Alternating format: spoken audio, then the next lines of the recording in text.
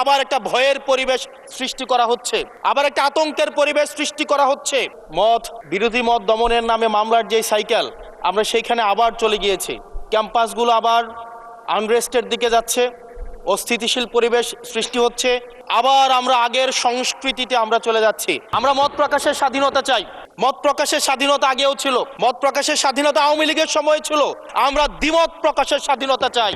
আমার সিরিয়াল অনেক পিছনে ছিল, যদিও আমি আজকে এই সংসদে আমরা অনেক ত্যাগ তিতিক্ষা, আমরা সবার কাছে অনেকের সংগ্রামের কথা শুনি। তারা অনেক লড়াইয়ের মধ্য দিয়ে আজকে এই সংসদটি আমাদের প্রজন্মের জন্য, আসলে আমরা আজকে যা কাজ করছি না কেন সেগুলো হচ্ছে আমাদের প্রজন্মের জন্য। আপনারা যে কাজগুলো করছেন, যে দায়িত্বটা নিয়েছেন, এই দায়িত্বের ফলভোগী বা সুবিধাভোগী কিন্তু আমাদের এই প্রজন্ম। মাননীয় স্পিকার, আমরা খুব আশাহত হই যখন এই সংসদ এত রক্ত, এত লড়াই, এত ত্যাগের পরে আজকে যখন এই সংসদটি গঠিত হয়েছে, কিন্তু এই সংসদ আবার আগের যেই ভিশিয়াস সাইকেল, দোষারোপের যেই সাইকেল, একজনকে বিভিন্ন ট্যাগিংয়ের যেই সাইকেল, বিরোধী মত দমনের নামে মামলার যেই সাইকেল, আমরা সেইখানে আবার চলে গিয়েছি। ক্যাম্পাসগুলো আবার আনরেস্টের দিকে যাচ্ছে, অস্থিতিশীল পরিবেশ সৃষ্টি হচ্ছে। বিরোধী দল মত দমনের জন্য মামলা করা হচ্ছে। প্রতিমন্ত্রীকে ফেসবুকে লেখার কারণে বাসা থেকে তুলে নিয়ে আসা হচ্ছে। হুইপকে সমালোচনা করলে বাসা থেকে তুলে নিয়ে আসা হচ্ছে। আবার আমরা আগের সংস্কৃতিতে আমরা চলে যাচ্ছি, যেখানে মাননীয় প্রধানমন্ত্রী নিজে কার্টুন শেয়ার করে বিভিন্ন স্যাটায়ার, বিভিন্ন মকারিকে প্রমোট করছে, বিরোধী মতকে প্রমোট করছে। সেইখানে এই সংসদ গঠিত হওয়ার পর থেকে আজকে পর্যন্ত 9টা ঘটনা ঘটেছে, যেখানে মত প্রকাশের জন্য আজকে বাসা থেকে তুলে নিয়ে আসা হয়েছে। মাননীয় স্পিকার, আমরা মত প্রকাশের স্বাধীনতা চাই। মত প্রকাশের স্বাধীনতা আগেও ছিল, মত প্রকাশের স্বাধীনতা আওয়ামী লীগের সময় ছিল, তবে সেটা সহমত প্রকাশের স্বাধীনতা। আমরা এই পার্লামেন্টের পরে আমরা শুধুমাত্র মত প্রকাশের স্বাধীনতা নয়, আমরা দ্বিমত প্রকাশের স্বাধীনতা চাই। আমরা এখানে দাঁড়িয়ে মাননীয় প্রধানমন্ত্রীর সমালোচনা করতে চাই। আমরা নির্ভয়ে ফেসবুকে আমরা ব্যাকস্পেস ব্যবহার করতে চাই না। কিন্তু আবার একটা ভয়ের পরিবেশ সৃষ্টি করা হচ্ছে, আবার একটা আতঙ্কের পরিবেশ সৃষ্টি করা হচ্ছে। আমরা দেখলাম সিলেক্টিভ এক ধরনের বিরোধিতার পরিবেশ তৈরি করা হচ্ছে। আমাদের সমাজের যারা গ্রহণযোগ্য এক ধরনের পলিটিক্যালি এলিট শ্রেণীর নারীদেরকে নিয়ে যখন সমালোচনা করা হয়, তখন সেটাকে নারীদের বিরুদ্ধে এটাকে বিবেচনা করা হয়। কিন্তু যারা পলিটিক্যালি পিছিয়ে পড়া জনগোষ্ঠী রয়েছে, গার্মেন্টস কর্মী রয়েছে, যারা হচ্ছে এই দেশের অর্থনীতির চাকাকে সচল করার জন্য রাত দিন পরিশ্রম করে যাচ্ছে, গ্রামগঞ্জের নারীরা, মায়েরা যারা রাত দিন পরিশ্রম করে যাচ্ছে, তাদেরকে যখন স্লাট শেম করা হয়, গালি দেওয়া হয়, সেটাকে আমরা নারী বিরোধিতা হিসাবে আমরা সেটাকে আমলে নেই না। এই ধরনের সিলেক্টিভ নারী বিরোধিতা করা, এই ধরনের সিলেক্টিভ নারী সমালোচনা করার যেই ধরনের প্রবণতা রয়েছে, সেই জায়গাগুলো থেকে মাননীয় স্পিকার আমাদেরকে বেরিয়ে আসতে হবে। মাননীয় স্পিকার, আজকে ক্যাম্পাসগুলোতে আবার এক ধরনের অস্থিতিশীলতা তৈরি করা হচ্ছে। আমি ইউনিভার্সিটি থেকে 2022 সালের অক্টোবরে ইউনিভার্সিটি থেকে এসেছি। আমাদের সময় গ্যাস্ট্রোম গণরুমের কালচার ছিল। আমাদের সময় একটা শিক্ষার্থী অনেক স্বপ্ন নিয়ে বিশ্ববিদ্যালয়গুলোতে যেত। আমরা সেখানে দেখেছি ক্ষমতাসীন দল কিভাবে বিশ্ববিদ্যালয়ের শিক্ষার্থীদের তাদেরকে পুঁজি করে তাদের ক্ষমতা কাঠামোকে দীর্ঘমেয়াদী করার জন্য সেখানে বাধ্যতামূলক সেখানে রাজনীতি করাতো।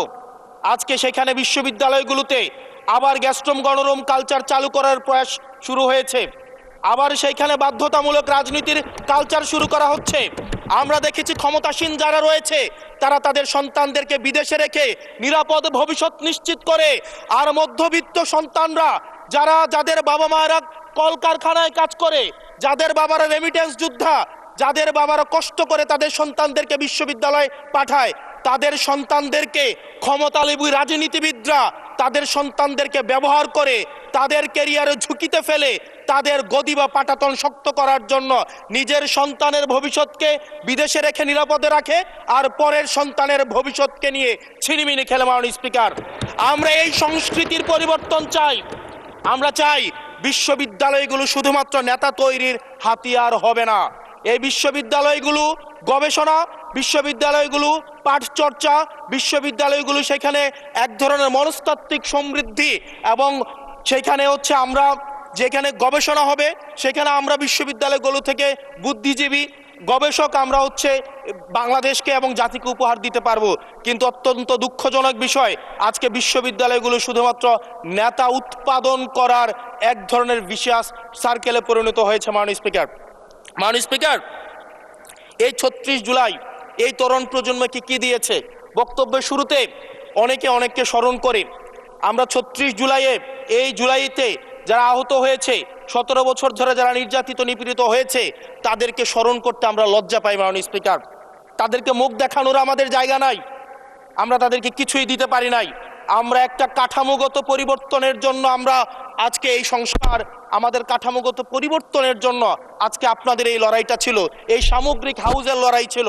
আমি চ্যালেঞ্জ করে বলতে পারি, যদি 2009, 10, 11, 12, 13, 14 সালে আমি সংসদে বসে কিছুক্ষণ আগে আমি 2009 সাল পরবর্তী থেকে 12 সাল পর্যন্ত যেই সংসদের যে বিতর্কগুলো ছিল আমি বিতর্কগুলো পড়ার চেষ্টা করছিলাম।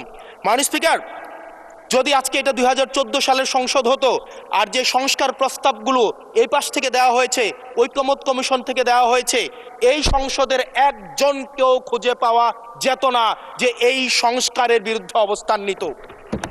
আজকে মানবাধিকার কমিশনকে ল্যাপস করে দেওয়া হয়েছে। মানবাধিকার কমিশনকে ল্যাপস করা হয়েছে, বারবার করে বলা হচ্ছে আরো শক্তিশালীভাবে হচ্ছে মানবাধিকার কমিশন নাকি উত্থাপন করা হবে। আজকে পুলিশ সংস্কার কমিশন, আজকে অর্ডিন্যান্স সেখানে বাতিল করে দেওয়া হয়েছে, বলা হচ্ছে আরো পুনর্বিবেচনা সাপেক্ষে সেখানে হচ্ছে এই সংসদ উত্থাপন করা হবে। মাননীয় স্পিকার, যদি সেটাকে সবকিছুই তো সংশোধনের মধ্য দিয়ে যাচ্ছে, যদি এটা নিয়তটা যদি সহি থাকতো, ওয়েল ইন্টেনশন যদি থাকতো, এই অর্ডিন্যান্সটাকে এখানে গ্রহণ করে পরবর্তীতে কিন্তু সংশোধন করা যেত। মাননীয় স্পিকার, মাননীয় সদস্য, আপনার সময় 2 মিনিট বাড়িয়ে দেওয়া হলো, 2 মিনিটে শেষ করুন। Thank you. মাননীয় স্পিকার, আজকে সরকারি দল, বিরোধী দল, এই সরকারি দল এবং বিরোধী দল একটা আপেক্ষিক বিষয়। আপনারা এই পাশে ছিলেন, এখন সময়ের পরিক্রমায় ওই পাশে গিয়েছেন, আমরা এই পাশে আছি। যদি জনগণ চায়, আমরা যদি মানুষের ম্যান্ডেট নিয়ে এগিয়ে যেতে পারি, তাহলে সময়ের পরিবর্তনে এই সিট পরিবর্তন হবে। আমি আপনাদের সবাইকে আহ্বান জানাবো, প্রজন্মের ভাষাকে অনুধাবন করার চেষ্টা করুন। এটা আমি আমার নিজেকেও বলবো, প্রজন্মের ভাষাকে পড়ার চেষ্টা করুন। আমাদের প্রধানমন্ত্রী যিনি আছেন, মাননীয় প্রধানমন্ত্রী, ওনার সন্তান যেই প্রজন্মের, আমরা একই প্রজন্মের, আমাদেরকে ধারণ করার চেষ্টা, আমি চাইবো আপনারা সবাই আমাদেরকে ধারণ করার চেষ্টা করবেন। বিএনপির নয়, কেবল জামাতের নয়, কেবল এনসিপির নয়, বাংলাদেশের মানুষের স্বার্থ, বাংলাদেশের মানুষের আকাঙ্ক্ষা, বাংলাদেশের মানুষের স্বপ্ন বাস্তবায়ন যেন আমরা করতে পারি। মাননীয় স্পিকার, এই চেয়ার আমি অনুধাবন করতে পারছি জনগণ বিচ্ছিন্নতা তৈরি করে। এই সংসদে বসে, এসি রুমে বসে, এসি গাড়িতে চলে, মিনিস্ট্রির এসিতে বসে, বাসার মধ্যে 24/7 আনইন্টারাপ্টেড ইলেকট্রিসিটির মধ্যে থেকে জনগণের সমস্যা বোঝা যায় না। এই জন্য এই সংসদে যখন আমরা দাঁড়াই, আমরা জনগণের সমস্যা অনুধাবন করতে পারি না। আমরা এই সংসদে বসে যদি আমরা লোডশেডিংয়ে আমরা খুঁজি, এই সংসদে বসে লোডশেডিং পাওয়া যাবে না, এই সংসদে বসে জনগণের সমস্যা পাওয়া যাবে না, এই সংসদে বসে সব কিছুকেই।